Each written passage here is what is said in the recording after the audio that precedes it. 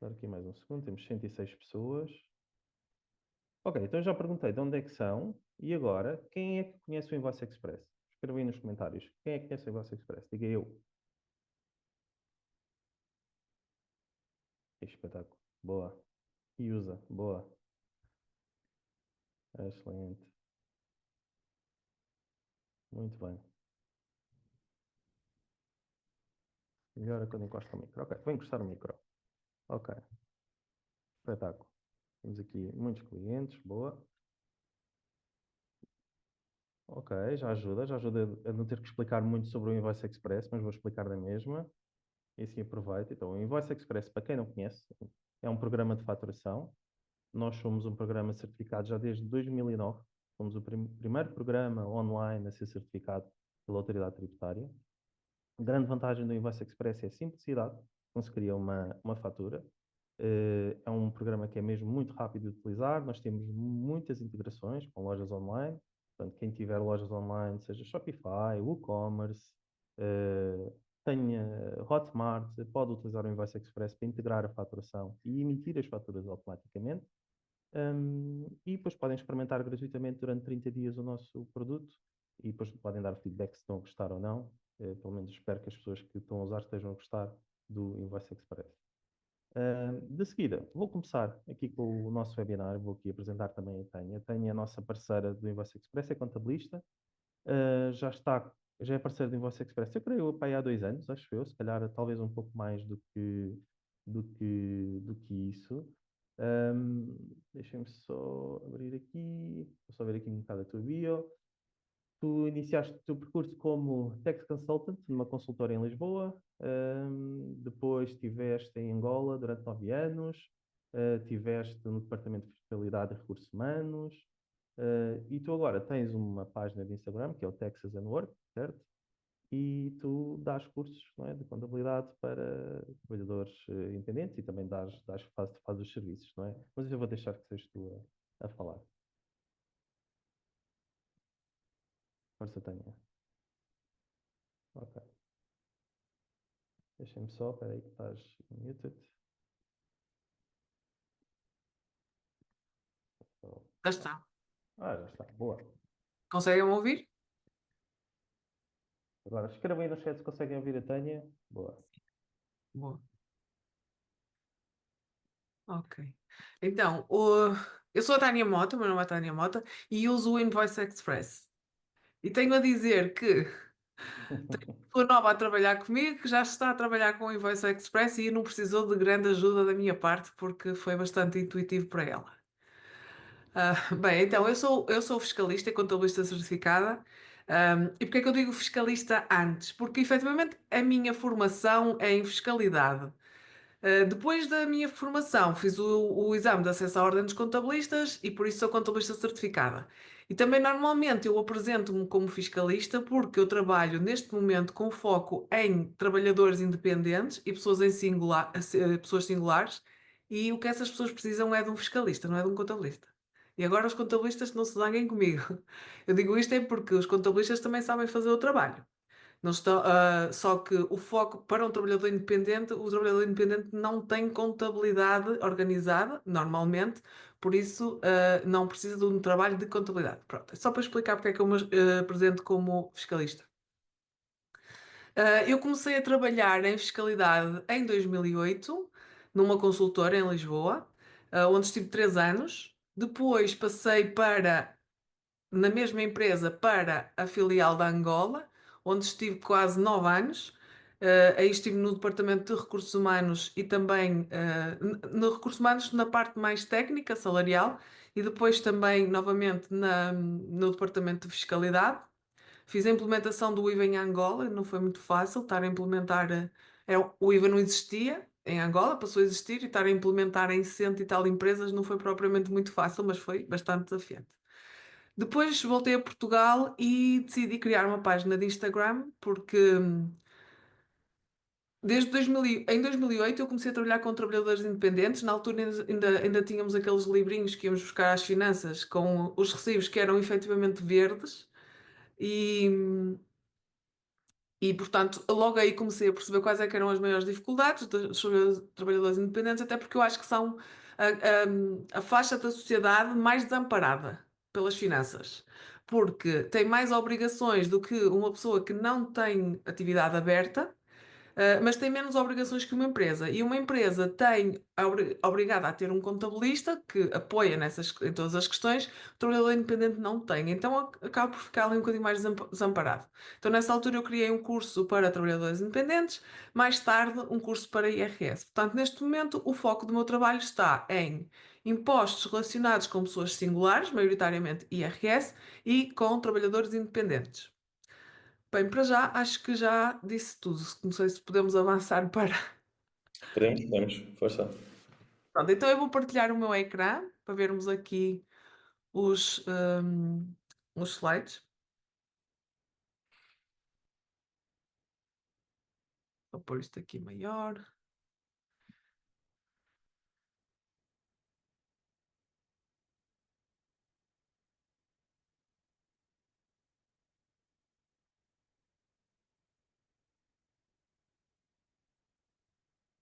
Não estou a conseguir pôr isto aqui maior.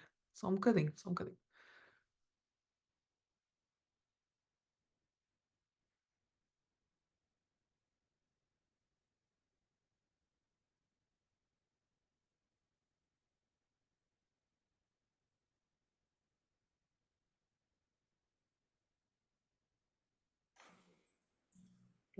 Ok.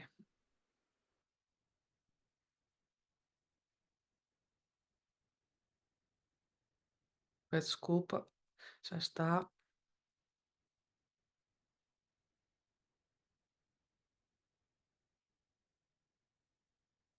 Conseguem ver? Tudo ok? Tudo ótimo. Pronto, então vamos lá.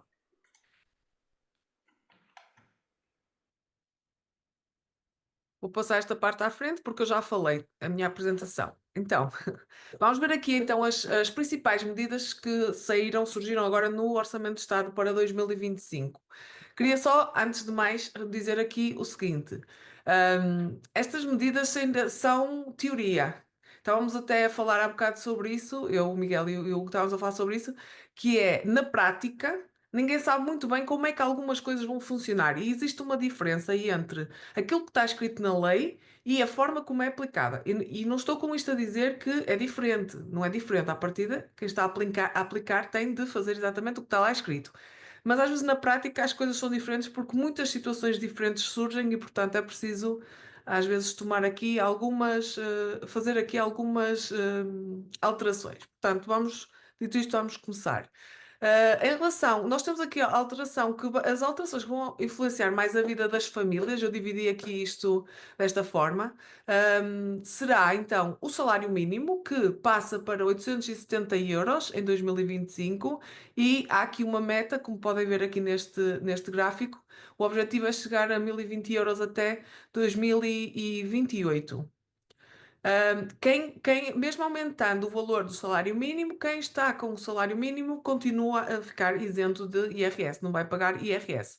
Só que uma nota que às vezes surge esta questão, que é pessoas que dizem, mas eu recebi o salário mínimo e deu IRS a pagar, porque provavelmente esta pessoa tem horas extras ou ou um prémio que teve, ou seja, um extra no salário. De outra forma, não é possível dar imposto a pagar. Portanto, se não receberam nenhum extra e deu imposto a pagar, devem ver bem essa questão do IRS. Depois temos aqui o indexante para apoios sociais, que é o IAS. O valor passa, em 2024 está em 509,26 euros e passa para 522,50 euros. Este valor serve como referência para vários cálculos. Normalmente está mais associado à segurança social. A segurança social, quando nos paga algum tipo de subsídio ou um apoio social, normalmente estes subsídios são calculados são calculados da seguinte forma: são não sei quantas vezes o IAS, por exemplo, então são duas vezes o IAS, então, pronto, este valor serve como referência para cálculos de apoios sociais. Depois temos o mínimo de existência. O mínimo de existência é sempre um problema. Um problema porque Então, a fórmula está sempre a mudar, as finanças depois nunca ninguém sabe muito bem como é que elas apuram, e eu estou a dizer isto mesmo na ótica de uma pessoa que faz muitos IRS todos os anos. E, por exemplo, no IRS do ano passado, isto foi um problema, e as finanças não estão aqui a explicar muito bem como é que fazem as contas. Mas para 2025, então, nós vamos aplicar o valor de 12.180 euros, e este valor é o quê? É o do abatimento. Ou seja, quem ofere até um determinado salário vai ficar isento de pagar imposto, porque nós vamos considerar esse rendimento menos o abatimento pelo mínimo de existência. E então, quanto é que é esse abatimento? Estamos a falar de 12.180 euros ou 1,5 vezes o IAS vezes 14. Eu fiz aqui a conta só para termos uma noção. Para 2025, tendo em conta o IAS de 2025, isto seria 1,5 vezes 522,50 vezes 14. Isto dá 10.972 euros. Portanto, aqui iríamos usar este valor. Na verdade, não precisam de saber calcular, é sempre bom saber no IRS, mas este valor é aplicado diretamente pelas finanças. Portanto, ele vai aparecer na nota de liquidação do IRS. A nota de liquidação é aquele quadrozinho final onde é feito o cálculo, e vai aparecer lá o cálculo já feito pelas finanças.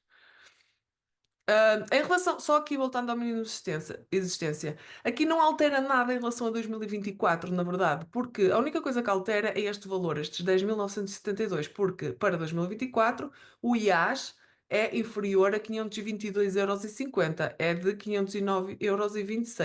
Só que enquanto este valor, o valor que resulta deste cálculo, der um valor menor do que 12.180, aplicamos os 12.180. Portanto, foi assim vai ser assim quando formos agora entregar o IRS de 2024, e vai ser assim depois em 2026 quando formos entregar o IRS de 2025. Portanto, destes dois valores, aplica-se o maior. Depois temos aqui as pensões. Para além da atualização anual, que normalmente é feita, há um aumento de 1,25%. Portanto, isto dá um aumento médio de 3,85% das pensões para os pensionistas. Aqui estamos a falar dos pensionistas que oferem pensões abaixo dos 1.500 euros, e o valor do suplemento extra, que está entre os 100 e os 200 euros, será pago em janeiro de 2025. Portanto, só aqui uma nota: se vocês tiverem. Isto aqui é só uma chamada de atenção, na verdade. Vejam se vocês souberem aqui alguém que seja pensionista, ou se tiverem alguém na família que seja, confirmem a questão do IVA, porque as finanças e a segurança social, aqui há uns tempos, não há muito tempo, um mês ou dois, talvez, tiveram aqui uns problemas com alguns dados.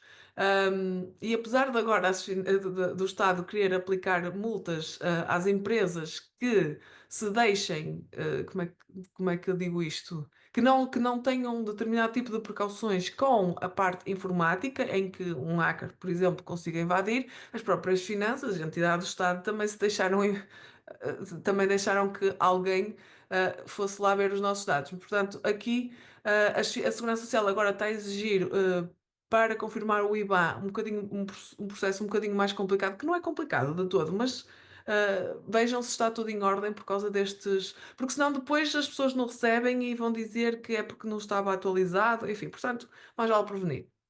Depois temos o complemento solidário para idosos. Aqui, este valor, basicamente, é o que já tínhamos, aumenta em 30 euros, mas não há aqui grande novidade. Temos a atualização dos escalões de IRS, e eu até pus aqui o quadro para explicar uma coisa. Nós temos de ter muita atenção quando nós ouvimos falar em alteração ou atualização dos escalões das taxas de IRS ou das taxas de retenção na fonte. São três coisas diferentes. Portanto, temos atualização dos escalões, é a atualização desta parte aqui. Pronto, cliquei aqui no dia. É a atualização desta parte aqui. Ou seja, o intervalo de valores é que altera. Não significa que as taxas alterem. Ok? Então, alteração dos escalões, estes valores aqui é que aumentaram 4,6%. Não foram as taxas nem. Ok? Então, aqui são estes valores aqui. Isto também significa que No nosso IRS em concreto, pode haver uma alteração da taxa, porque ao aumentar estes escalões, o meu salário, o meu rendimento bruto pode ter ido parar a outra taxa por causa deste aumento. Mas dizer que os escalões aumentaram ou foram ajustados, houve atualização, não é o mesmo que dizer que houve alterações nas taxas. Depois aqui o subsídio de alimentação também temos o limite de isenção para o valor pago em dinheiro mantém-se nos 6 euros e em cartão aumenta de 9,60 para 10,20 euros. Pronto, é nestas coisas que nós vemos que os bancos pressionam o governo. Mas pronto, aqui só há uma alteração no limite de isenção para o subsídio pago em cartão. Só que uma nota também. Não significa que não possa ser superior o valor. A questão é que, sendo superior, essa diferença vai estar sujeita a IRS e a Segurança Social.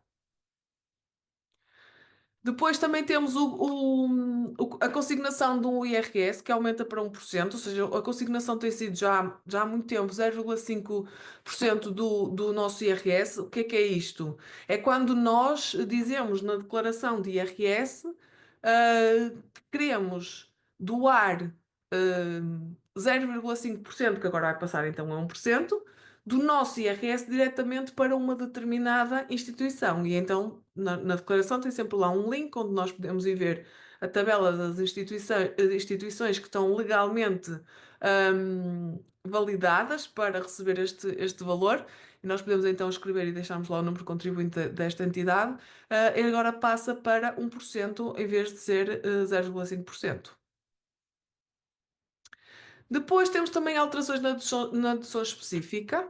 A dedução específica passa de. A dedução específica, só antes de explicar o que é. A dedução específica é uma dedução ao rendimento. Nós temos as deduções específicas e temos as deduções à coleta. As deduções à coleta são aquelas despesas, entre outros, são aquelas despesas que vêm do e-fatura, né? Das nossas despesas de saúde, gerais, educação. E as deduções à coleta são as deduções ao imposto, ou seja, há todo o cálculo e é apurado o imposto, e depois entram as deduções à coleta que vão abater ao imposto. Já as deduções específicas, elas aparecem no início da conta e elas abatem ao rendimento. Portanto, eu tenho um rendimento bruto menos as deduções específicas, ou seja, esse valor vai ficar fora de tributação.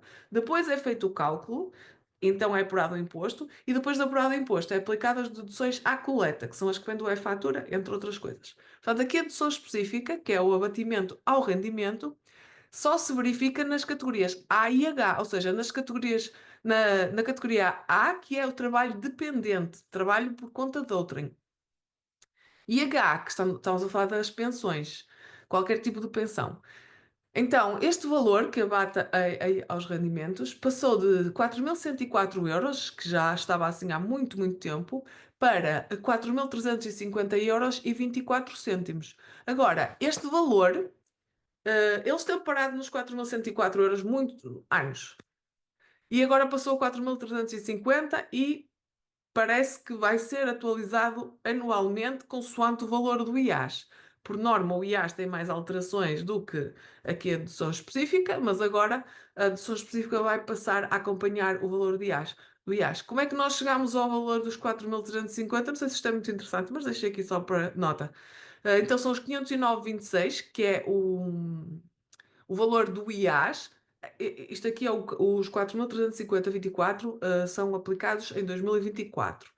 Então, os 509,26 é o IAS de 2024, a dividir por 480,43, que é o IAS de 2023, vezes 4.104, que é o valor anterior, isto dá-nos aqui um 1,06. Basicamente, se nós multiplicarmos este valor pelo a antiga dedução específica, vai nos dar aqui 4.350,24. Se formos ver para 2025, este cálculo será, em vez dos 509,26, será o IAS de 2025 a dividir por 509,26 vezes 4.350,24, não é? E então, depois o que resultar daí será vezes os 4.350,24 euros. Portanto, depois será sempre assim. Este valor da dedução específica também aparece automaticamente na declaração de IRS. Normalmente, para dedução específica, considera-se ou este valor. Carrega para aqui a mais. Ou aquele valor, ou o valor das contribuições para a segurança social, caso sejam superiores, portanto, vamos comparar este valor com o que nós contribuímos para a segurança social. Vamos usar o maior dos dois. Depois temos aqui alterações também na parte do trabalho suplementar. E aqui, esta parte aqui é bastante importante e está relacionada com aquela parte que eu disse antes, que é retenção na fonte, a atualização dos escalões e a alteração das taxas de IRS são coisas diferentes. Então aqui temos uma redução da taxa de retenção. Retenção, não é da taxa do IRS, é da taxa de retenção. A taxa de retenção é aquela que determina qual é o adiantamento que nós vamos fazer ao Estado. Quando a nossa entidade patronal ou um cliente, no caso os trabalhadores independentes, retém uma parte do nosso pagamento, pega nesse valor e entrega diretamente ao Estado em nosso nome. Esse valor fica lá em nosso nome. Quando nós vamos entregar o nosso IRS, vai dar X a pagar e o Estado sabe que nós, entretanto, durante o ano já pagamos Y. Então o nosso imposto vai ser X menos Y. Portanto, aqui, no caso dos não residentes, normalmente a tributação é de 25% sobre o rendimento. Então, para os não residentes que prestam serviços ou trabalham para uma única entidade, o limite de horas sem isenção na fonte, que era de 50, ou seja, até 50 horas, 50 horas de trabalho suplementar, não havia retenção na fonte. Agora é até 100 horas. Até 100 horas não existe retenção na fonte. A partir daí passa a fazer uma retenção de 25%. Depois, no caso dos residentes, a taxa de retenção será 50% do valor da taxa de retenção que é aplicável ao vencimento base. Normalmente, quando nós temos um determinado. Vamos imaginar aqui um exemplo que eu vou inventar valores, porque agora eu não sei também as tabelas de retenção de cor. Vamos imaginar um rendimento base de 1000 euros em que a taxa de retenção na fonte é de 10%. Pronto. Então, se, se o meu vencimento base tem uma taxa de retenção na fonte de 10%, quando eu recebo, vamos imaginar, 500 euros de trabalho suplementar, antigamente o que se fazia era, então agora a taxa já não é a taxa aplicável a 1000 euros, mas é a taxa aplicável a 1500 euros, que seria 15%, por exemplo. Agora já dá uns tempos para cá, as coisas não são assim. Então, nós temos a taxa de 10% que é aplicável aos 1000 euros, que são o vencimento bruto, é a mesma taxa que nós vamos aplicar ao trabalho suplementar. Portanto, eu pego nos 10% e vou aplicar aos meus 500 euros de trabalho suplementar. O que aqui nos diz é que agora, a partir de 2025, para o trabalho suplementar, ou seja, para estes 500 euros, a taxa de retenção vai ser de metade, vai ser metade do vencimento base, ou seja, passa a ser de 5%. Portanto, aqui estamos a falar em que é que isto resulta? Isto resulta num valor líquido mensal maior. Mas isto aqui tenham atenção, porque isto é um bocado engano, porque na prática vocês vão pagar o mesmo IRS. Ou seja, porque o que interessa para calcular o IRS são as taxas de IRS e não as taxas de retenção na fonte. Basicamente, vocês vão estar a adiantar menos dinheiro ao longo do ano, mas no final a conta vai dar igual. Então, se vocês adiantaram menos, pode ser que aconteça de ahm, terem um reembolso menor ou terem de pagar IRS. Ok? Portanto, no fim, isto não influencia em nada o cálculo do IRS. Isto influencia só o valor que nós estamos a adiantar ao Estado. Depois temos isenção de IRS, e também de Segurança Social nos prémios de produtividade, desempenho, participação nos lucros ou gratificações, pagos pelas empresas. Então, esta isenção vai ser até 6, é parcial, então é até 6% do salário base anual, portanto, o vencimento base vezes 14, então até 6% desse valor ficam isentas de IRS e Segurança Social, mas para que haja esta isenção é preciso que as empresas tenham feito um aumento de salário, do salário base médio, pelo menos de 4,7%. Portanto, esta isenção dos 6% do salário base anual nestes prémios só se aplica se houver um aumento do salário base médio feito pela empresa. Depois temos aqui um presente do Estado, mas que é das empresas, que é um mês livre de impostos, ou seja, há um 15º mês que as empresas pagam que ficam completamente isentos de Segurança Social e IRS, ou seja, este valor será livre de impostos. Impostos, e aqui incluo também a Segurança Social. Já para a categoria B, que estamos a falar de trabalho independente, não é? Que estamos a falar de trabalhadores independentes, a retenção na fonte para as atividades que estão especificamente previstas na lista anexa ao artigo 151 do Código IRS, e esta lista é o quê? É uma lista de prestações de serviços que podem ser prestadas por trabalhadores independentes, e quem tem uma dessas atividades se estiver obrigado a fazer retenção na fonte, a retenção é de 25%. Esta taxa passa a 23%. Mais uma vez, aqui temos a mesma coisa, que é isto é só a taxa de retenção, não muda nada na taxa de imposto. A única coisa boa aqui é que a taxa passa para a mesma taxa de IVA, e quem estiver no regime de IVA e tiver que fazer a retenção na fonte só precisa fazer a conta uma vez. Portanto, é a única coisa boa aqui, de resto, não há aqui nada de especial. Depois dos pagamentos por conta, também para os trabalhadores independentes, a base de cálculo que é usada para calcular os pagamentos por conta, passa a ser de 65% em vez de 76,5%. Os pagamentos por conta, para quem não sabe, são exatamente iguais às retenções na fonte. A única diferença é que, em vez de ser quem paga o rendimento a reter, é o próprio trabalhador independente que tem de, ao longo do ano, fazer 2 ou 3, consoante o caso, pagamentos por conta. Mas aqui também tem o mesmo intuito, que é adiantamento de imposto. Portanto, basicamente, terão de adiantar menos valor ao Estado, mas o pagamento, o valor é a mesma coisa. No final, o IRS é a mesma coisa. Depois temos aqui para os jovens, temos aqui novidades para os jovens. Em relação ao IRS jovem, há um alargamento do período para 10 anos, e que é aplicável a jovens até aos 35 anos, independentemente do nível de escolaridade. Portanto, até agora tinham que ter um nível, tinham que estar no nível 4 ou superior da tabela de classificação. Agora estou-me a esquecer do nome da tabela. Peço desculpa. Mas há aquela tabela que diz qual é o nível e o nível 4 seria o bacharelato, se não tenho erro. Sim, é a partir do bacharelato. Aliás, peço desculpa, é a partir do 12º ano, vertente profissional. Portanto, quem tem o 12º, quem tinha o 12º ano normal, digamos assim, não podia ter acesso ao IRS jovem. Quem tinha o 12º ano, a vertente profissional, e depois bacharelato, licenciatura e por aí, tinha direito ao IRS jovem, desde que estivesse dentro do intervalo de datas e tivesse aqui algumas condições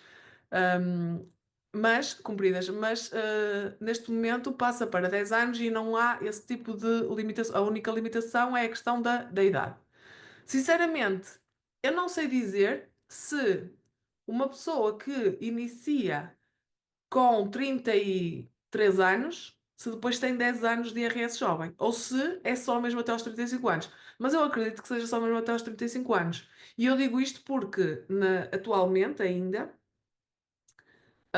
com o intervalo de idades que temos para o IRS jovem, agora, antes desta novidade, mesmo passando a idade, desde que a pessoa tivesse aderido antes, poderia terminar os 5 anos do benefício. Agora, como é até 35 anos e são 10 anos, não me parece que o Estado vá deixar fazer dessa forma, mas isto depois são coisas que não ficaram esclarecidas, mas que vão ficar depois mais não seja na prática.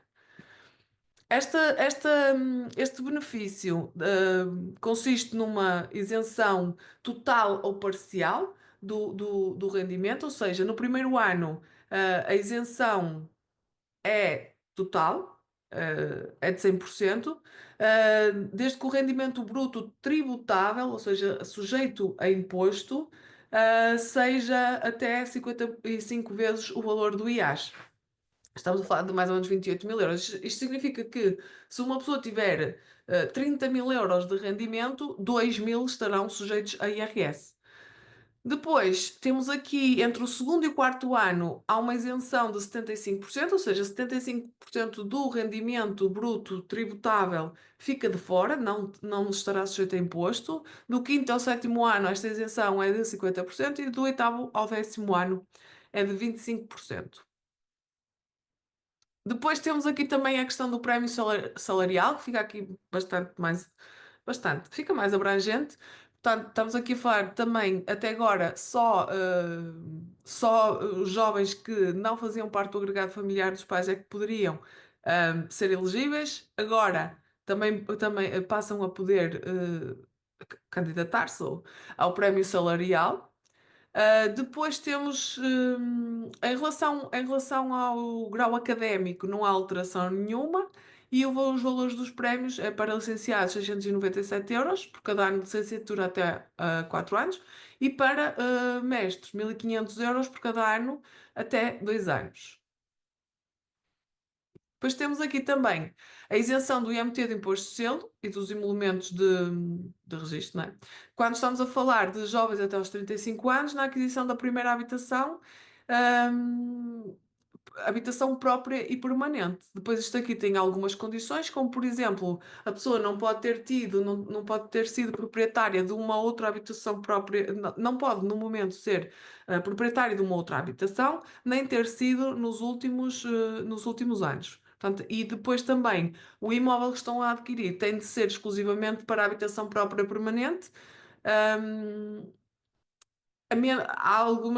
há determinadas situações em que essa situação eh, pode não ser crucial, ou seja, pode haver alterações. Quando há uma alteração, por exemplo, do agregado familiar, vamos imaginar que uma pessoa que compra um T1 para a habitação própria permanente e depois tem 2 filhos, provavelmente terá de vender a casa, porque a casa também não pode ser vendida, né? Mas aí poderá vender a casa e comprar uma maior. Por exemplo, existem assim estas condições. Depois temos aqui a tributação autónoma sobre as viaturas. Há aqui uma redução das taxas para viaturas cujo custo de aquisição até 37.500 euros. Por exemplo, a taxa há uma redução de 0,5%. Para viaturas com custo de aquisição entre os 37.500 e os 45.000 euros, a taxa passa para 25%. Na verdade, estamos sempre a falar aqui de uma redução de 0,5%. Viaturas acima dos 45 mil, a taxa passa dos 32,5 para 32. E aqui temos uma atualização dos escalões para estes valores. E os limites dos custos foram aumentados em 10 mil euros, ficando assim nestes escalões. Depois temos aqui também uma majoração de 20%. Isto é para as empresas. As empresas que custeiem o seguro de saúde ou doença dos trabalhadores e dos respectivos familiares, o valor gasto com esses seguros são majorados em 20%. Ou seja, vamos imaginar que o custo foi de 100 euros. hum, a empresa pode considerar 120 euros para efeitos de determinação do lucro, ou seja, podem considerar 120 euros como custo da empresa, ou seja, mais 20 euros do que aquilo que efetivamente custou. Portanto, isto aqui também é uma forma de incentivar as empresas a pagarem seguros de saúde aos funcionários e familiares, enfim. Depois também temos aqui os incentivos à capitalização das empresas. Isto aqui é chamado ICE. Não sei se já ouviram este termo, mas é assim que se chama. Então temos aqui um aumento da dedução Para aumentos de capitais próprios, a taxa de dedução ao lucro tributável. O que é o lucro tributável? É o lucro que vai estar sujeito a imposto, dos aumentos dos capitais próprios, pode ser acrescentada um adicional de 2% à Euribor, e isto aplica-se de forma geral, a todas as empresas elegíveis. Depois temos também a majoração da dedução. A dedução que está prevista no regime fiscal de incentivo à capitalização das empresas é majorada em 50%. Quando se diz majorada, quer dizer que há um aumento de. Quando se diz majorada, basicamente diz que estamos a considerar 150%. Aqui temos um limite de 4 milhões de euros ou 30% do resultado antes de depreciações e amortizações. Majorada significa que se eu disser que tenho 1000 euros e que vou majorar em 50%, estou a falar em 1500 euros, certo? Portanto, não estou a falar em 500, estou a falar em 1500. Depois temos aqui o incentivo ao investimento de pessoas singulares. Isto aqui parece-me interessante. As pessoas singulares que façam entradas de capital em dinheiro para uma empresa na qual já tenham uma participação, podem deduzir 20% desse valor nos lucros distribuídos. Ou também no caso da alienação, por exemplo, das cotas ou das ações dessa empresa, também podem deduzir ao saldo entre as mais-valias e as menos-valias apuradas. Isto aqui é muito interessante porque eu estou bastante até ansiosa por ver como é que isto funciona na prática, porque no caso das pessoas singulares, já existe aqui um benefício, não sei se pode chamar benefício, talvez, na questão nos dividendos, ou seja, daqui nos lucros distribuídos. Que é quando, vamos imaginar esta situação, se eu for sócio de uma empresa que me paga dividendos, ao pagar-me os dividendos, a empresa faz uma retenção de 28% desse valor. E eu, nesse caso, nem sequer preciso declarar esse rendimento no meu IRS, porque já, já, já paguei imposto. A empresa, ao pagar-me, reteve os 28% e entregou ao Estado. Mas, e aqui, esta parte aqui é bastante interessante, que é, eu posso optar por englobar esses rendimentos e declará-los no meu IRS. Significa isso que eu vou declarar, juntamente com os meus restantes rendimentos, por exemplo, do salário, 50% do valor bruto dos dividendos. Isto faz com que, por norma, eu consiga recuperar pelo menos uma boa parte dos 28% que eu já paguei. E aqui o que nos está a dizer é que, para além de eu considerar, vamos imaginar que os dividendos foram 10.000 euros. Então, se eu englobar, eu vou considerar 5.000, certo? Então, aqui está-me a dizer que eu posso majorar até 20%, que eu posso majorar, não, que eu posso deduzir até 20%. Então, daqui eu retiro que dos 10.000 que eu paguei, se eu posso tirar 20%, então eu só tenho que declarar o valor bruto de 80% e não dos 100%. Parece-me interessante. Vamos lá ver como é que isto vai funcionar na prática. Depois temos a descida de um ponto na taxa de IRC, ou seja, temos a taxa de 21% que passa para 20% e a taxa que era 17% para os primeiros 50.000 euros de lucro. Para as micro, pequenas e médias empresas passa a 16%. Não é propriamente incrível, mas é uma descida de 1%. Também aqui esta parte, e aqui é capaz de ser mais interessante, talvez, depende. As empresas que apresentarem prejuízos fiscais estão sujeitas à tributação autónoma sem acréscimos. O que é que isto quer dizer? Que as tributações autónomas são pequenos castigos que que as finanças aplicam a algumas despesas que as empresas têm. Então, normalmente são despesas que dão mais aso a abusos por parte dos contribuintes, como por exemplo meter faturas de despesas de restauração, enfim, coisas que podem, apesar de poderem, de serem muitas vezes até ou seja, despesas efetivamente pela empresa. Por exemplo, se eu for almoçar com um cliente, é uma despesa que é importante interessa à minha empresa, porque interessa-me, sei lá, conversar com aquele cliente de forma a convencê-lo que eu tenho os melhores serviços para lhe prestar. Isto é um exemplo. Mas às vezes eu também posso ir almoçar com os meus amigos, pagar a conta, ou pelo menos pedir a fatura em meu nome.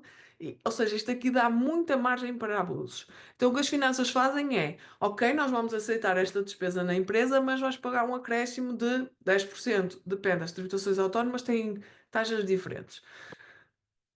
Nesse caso, o que é que acontece? Essas tributações autónomas, esses 10%, não deixam de ser IRC, são IRC também. Só que esse IRC vai a crescer ao IRC que resulta da aplicação destas taxas.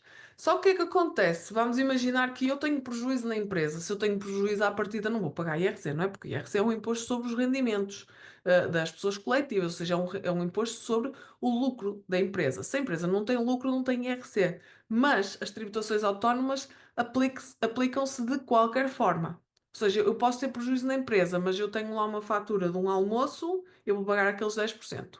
O que acontece é que, até agora, exceto nos anos pós-Covid, as finanças aplicavam sempre uma majoração, um extra um acréscimo, aliás, de 10% nessas tributações autónomas para as empresas que têm prejuízos. Porque é um raciocínio mais ou menos do género. Se a empresa não tem dinheiro, também não pode andar a pagar este tipo de despesas. E então, mesmo que se a empresa faz este tipo de despesas, vai ter ali um castigo ainda extra. Portanto, agora para 2025, deixámos de ter esse acréscimo de 10%. Depois aqui a nível do IVA temos as alterações que se calhar são mais que vão ser mais sentidas, ou não até, na vida da maior parte das pessoas, tem a ver com a taxa de IVA aplicada à eletricidade, que passa de 23% para 6%, nos primeiros 200 a 300 kW, e depois na comida para bebés, que também passa de 23% para 6%. Acho que estas provavelmente são as coisas que mais influência vai ter na vida das pessoas. Depois temos aqui a nível de faturação.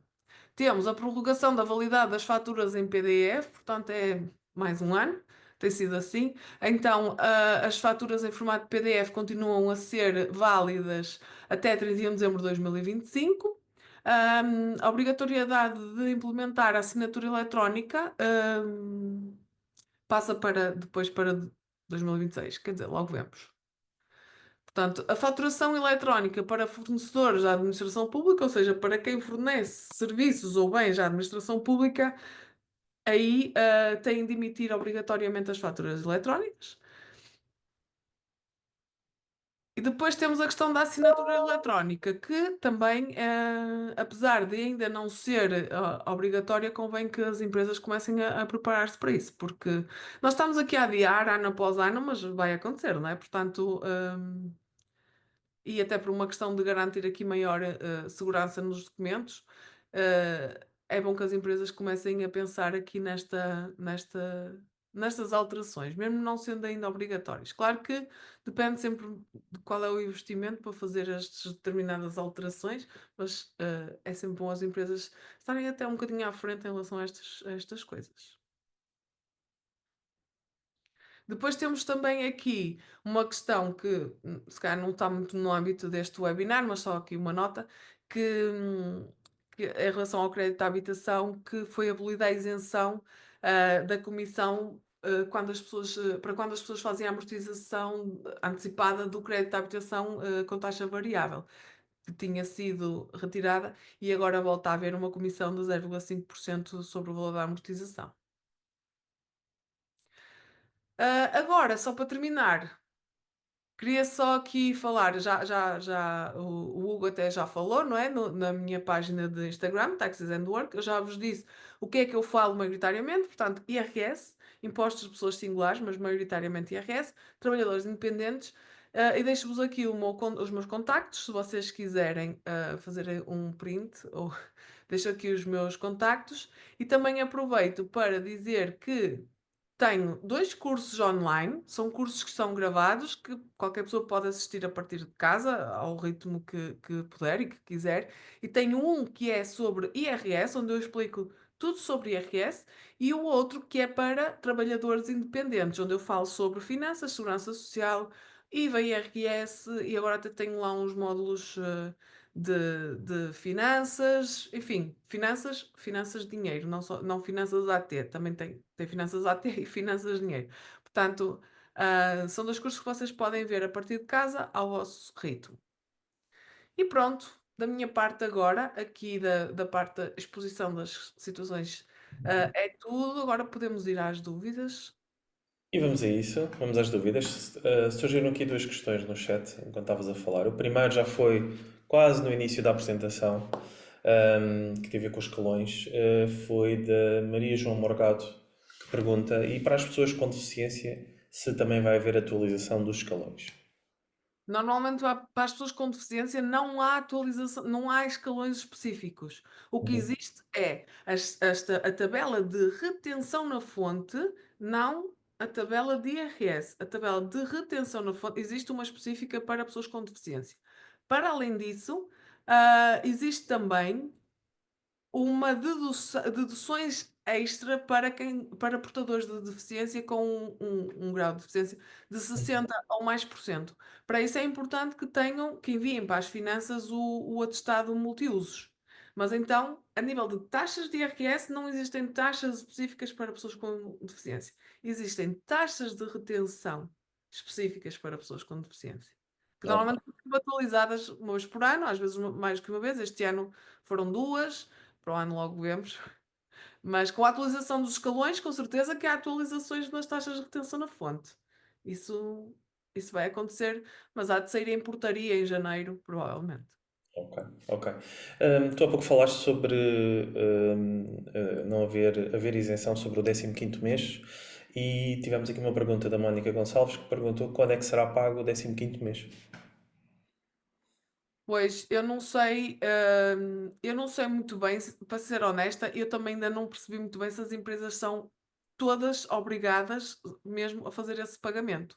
Ainda estou com algumas dúvidas em relação a isso, mas posso esclarecer isso mais tarde. Uhum. Ahm, Até é um bom tempo para eu fazer um post para o Instagram e partilhar com vocês. Boa, boa. Porque às vezes é aquilo que eu já disse há bocado, às vezes na prática as coisas são um bocadinho diferentes daquilo que nós vemos, e então eu queria ter a certeza antes de estar a falar sobre isso. Ok, ok. Então depois a Tânia depois irá responder com detalhe no Instagram dela sobre esta questão do 15º mês. E tenho aqui outra que é da Micaela Pinto, que fala sobre a comunicação valorizada de inventários. Perguntou se também foi adiada. Sim, também foi. Também foi. Ou seja, será só Para, para. para já, desculpa que eu só estou aqui a escrever a questão do Oh, faz décimo. mal, faz mal. Ahm, para já, sim, pelo menos para 2026, sim. Ok, ok, boa. Depois tivemos uma pergunta sobre taxas de retenção da Maria Manuela Dias, que é quais as taxas de retenção na fonte para trabalhadores independentes? Ok, então para trabalhadores independentes nós temos duas, que no caso dos Açores, Madeira são diferentes. Normalmente as taxas são sempre diferentes para os Açores e Madeira. Taxas de retenção, para trabalhadores independentes, dependentes e as próprias taxas de IRS. Normalmente são 30% abaixo, mas isso depende sempre do orçamento de Estado das regiões autónomas. Em relação aos trabalhadores independentes, nós temos uma lista que eu falei há bocado que está prevista no artigo, uma lista de prestações de serviços que estão previstas no artigo 151 do Código do IRS. E se a pessoa tiver uma atividade que está especificamente nessa lista, a taxa é de 25%. A taxa de retenção é de 25%, que vai passar agora para 23%.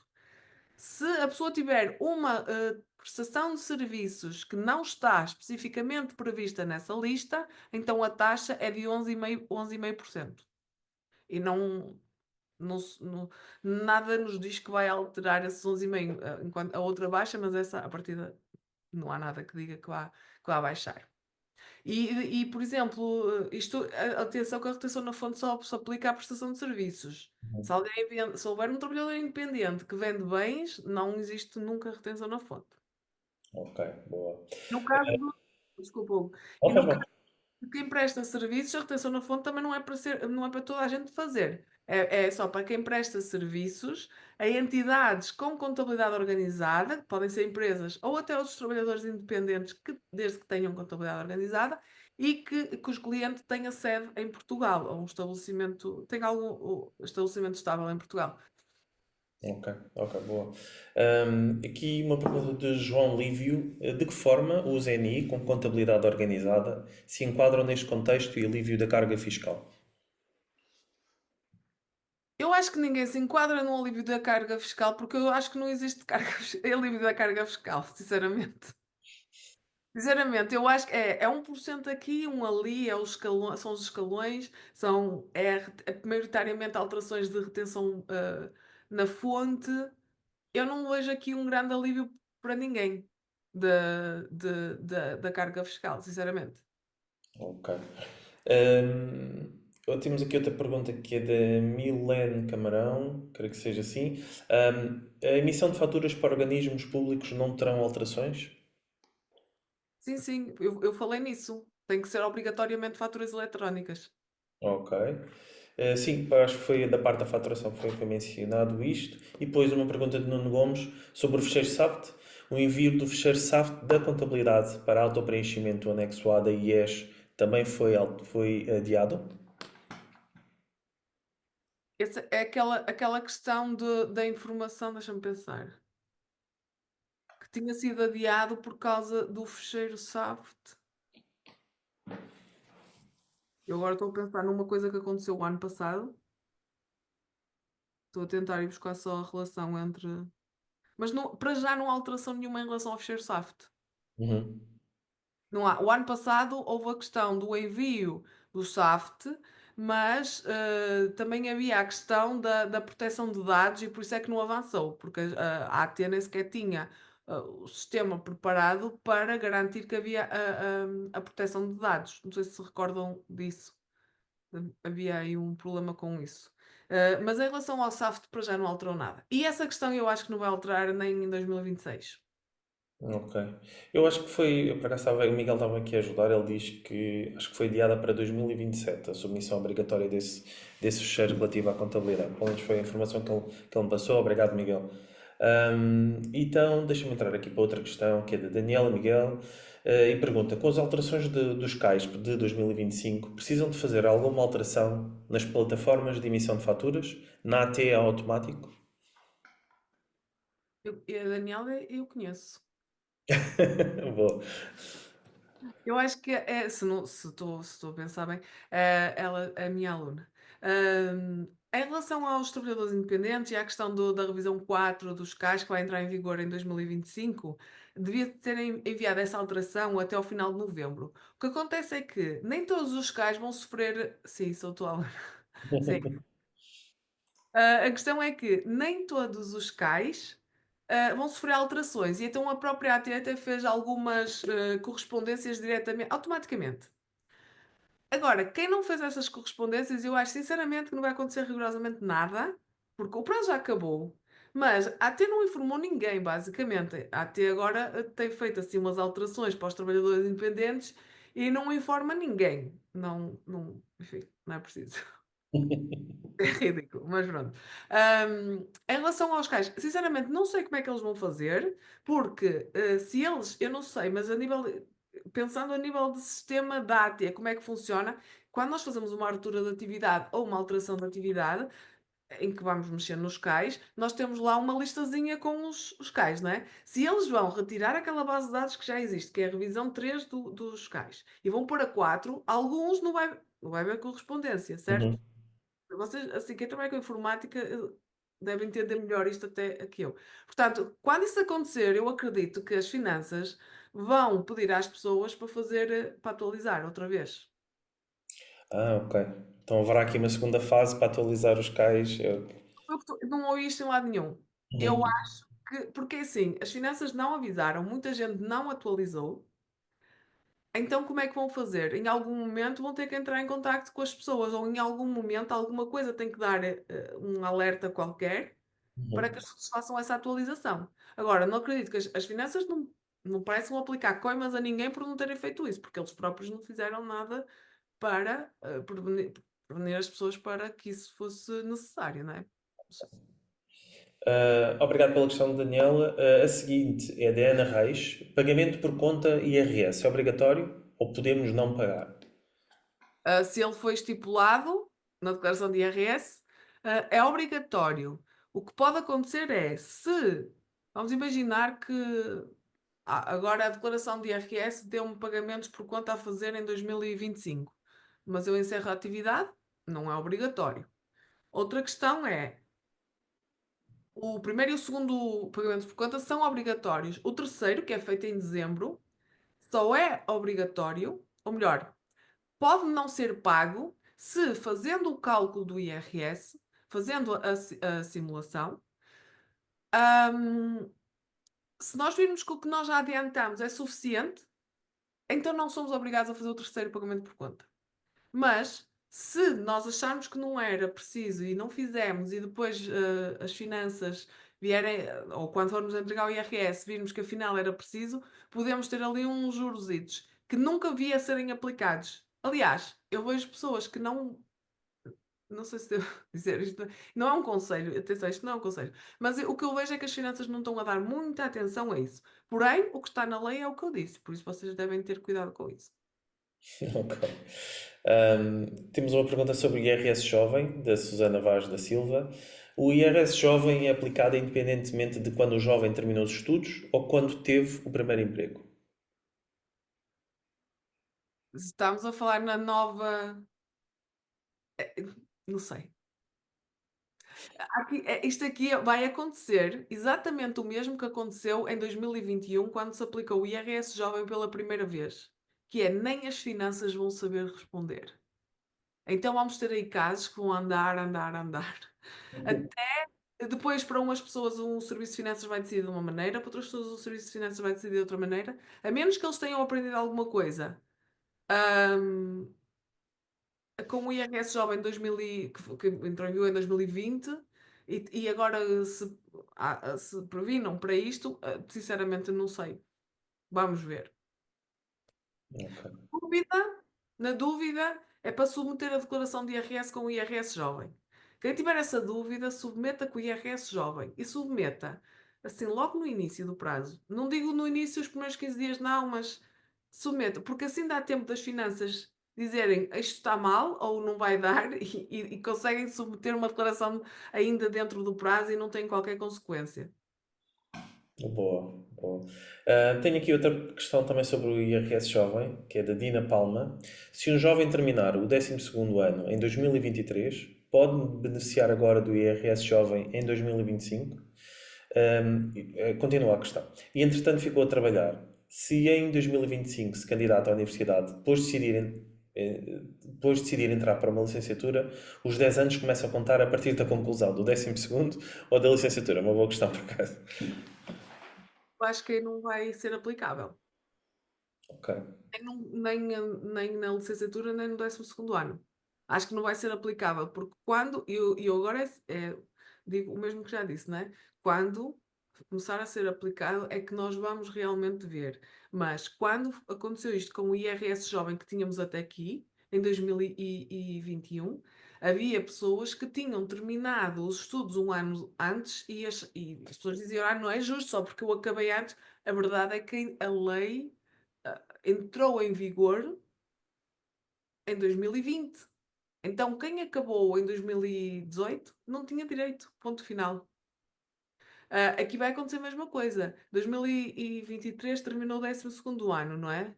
Só Uhum. que a lei que é aplicável ao IRS 2023 diz que se for um 12º ano que não seja vertente profissional, não tem direito.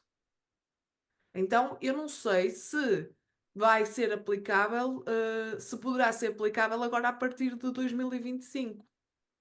Eu não sei como é que vai ser, mas à partida, esta pessoa poderá não ter direito. Sinceramente, eu não sei. Eu sei que é um bocadinho frustrante eu estar aqui a dizer eu não sei, mas vai acontecer exatamente a mesma coisa que aconteceu com o IRS Jovem quando surgiu a primeira vez. Que é todas estas questões. hum, Primeiro, o IRS Jovem, eu sinto que só fica, as coisas só estão esclarecidas em relação ao IRS Jovem para aí desde, entrou em vigor em 2020, estivemos a fazer os IRS 2023, os últimos, exatamente. Agora, este ano, quando fizemos os IRS 2023, foi o primeiro ano que correu bem. Ok. Pronto. Pronto, já não temos aqui mais questões. Tenho aqui mais só um comentário do Hugo Fonseca que perguntou: voucher especial Invoice Express para os cursos? Eu presumo que seja para os teus cursos. Está a perguntar se existe algum voucher, alguma coisa Vamos para tratar, vamos tratar. vamos tratar disso, não é? Vamos pensar nisso com muito carinho, ainda por cima estamos agora no Natal, acho que faz sentido. Tânia, mais uma vez, acho que caiu agora uma pergunta no chat. Se pergunta se, deixa-me lá ver, Vera Felizardo, o 15º mês também pode ser pago ao sócio-gerente? Não sei responder. Mais uma coisa, estou-me a sentir assim um bocado pressionada. Estás sob pressão agora. Sob pressão. Ahm, eu vou tentar esclarecer isto com um post, pode ser? Eu acho que sim. Como lá no E, Instagram, eu vou tentar. ok, boa, boa. Se calhar ainda fazemos um pulso partilhado, que é também para as pessoas que seguem o Voice Express também terem acesso à tua resposta. Ahm, mas é verdade, uma das coisas que antes de começar o webinar estávamos a falar com a Tânia, era a questão se este webinar, o timing do webinar ser agora em dezembro seria a melhor altura, ou se deveríamos deixar para janeiro, onde provavelmente haverão mais respostas. Mas sentimos que nesta altura também permitia se calhar aos empresários, toda a gente, a poder se preparar um pouco melhor para o próximo ano. Dito isto, e havendo tantas questões no ar, se calhar abre aqui a porta para fazermos mais um webinar, se calhar daqui um mês, 2 meses, 3 meses, para responder aqui às questões das pessoas que possam surgir. Eu acho que faz todo o sentido. E nunca sabe o que é que pode mudar até lá. Pronto, portanto, fica aqui a porta aberta para isso. Tânia, Oh, só força, dizer uma coisinha à vontade. rápida. Só Estás à para vontade. verem mais ou menos como é que isto funciona. Quando sai o Orçamento de Estado, ou seja, quando ele é aprovado, e depois publicado, estamos a falar de. É lei, não é? Portanto, a lei vai entrar em vigor a partir de. Mas depois há toda uma interpretação da lei, não é? Isto acontece em todas as áreas do direito. Há uma interpretação da lei. E há muitas lacunas que ficam. Porque só depois na prática é que essas coisas vão ser testadas. Então, normalmente, nesta fase, o que nós temos é um monte de palavras. Nós ainda não sabemos como é que as coisas vão ser aplicadas. E há coisas que não tem muito por onde saber mais, não é? Aquilo é aquilo. Tipo, a taxa disto vai passar para aquilo. Pronto, é isso. É um facto, vai acontecer. Mas quando estamos a falar de coisas como o IRS jovem, em que tem tantos detalhezinhos como os timers, isso eu acabei neste ano, isso eu acabei no outro, isso foi licenciatura, isso foi 12º. Isto aqui nós só vamos ver na prática. Em janeiro, por norma, a Ordem dos Contabilistas costuma fazer a formação do Orçamento de Estado e, como a Ordem tem uma ligação direta às finanças, já nos consegue esclarecer um pouco mais sobre isto. Mas depois, na prática, nós vamos ver isto nos momentos da aplicação. Então, provavelmente, estas alterações do IRS jovem, a menos que seja decidido que já vai ser aplicado para 2024, o que normalmente não acontece porque a lei não tem efeitos retroativos, mas pode acontecer de, uma vez que esta lei beneficia o contribuinte ou uma parte dos contribuintes, então até pode ser que as finanças decidam aplicar para 2024 e então nós vamos ver como é que funciona bem entre abril e junho na entrega dos IRS. Se não, se só entrar mesmo em vigor em janeiro e se não tiver efeitos retroativos, na verdade nós só vamos ver estas questões entre abril e junho de 2026. Portanto, há um desfazamento muito grande entre aquilo que. Entre sair a teoria e pôr na prática. Já dá para perceber. Eu acho que é isso. Pronto, mais uma vez, acho que abre a porta para fazermos mais um webinar. Acho que há aqui muitas questões, há coisas que poderão fazer sentido responder. Mas pronto, eu acho que já não temos mais questões. Tânia, muito obrigado por ter estado aqui connosco a partilhar o teu conhecimento. Ouvir aqui algumas perguntas sobre isto. Nós vamos disponibilizar a gravação para as pessoas que estiveram aqui a assistir também. Sigam a Tânia nas redes sociais. Eu acho que nós já partilhamos aqui o Instagram da Tânia. A Tânia também é parceira em Voice Express, portanto nós vamos provavelmente ter aqui mais parcerias aqui para a frente. Podem ver também o blog da Invoice Express, nós também lá respondemos algumas questões. Também já houve aqui artigos que foram aqui revistos aqui pela Tânia. Portanto, estejam à vontade, vejam os cursos também da Tânia. E obrigado a todos por terem estado aqui presentes. E obrigado, Tânia, também pela tua presença connosco neste webinar de final de ano. Nada, obrigada. Eu tenho sempre muito gosto. E boas festas a todos. É verdade. Boas festas a todos. Muito obrigado.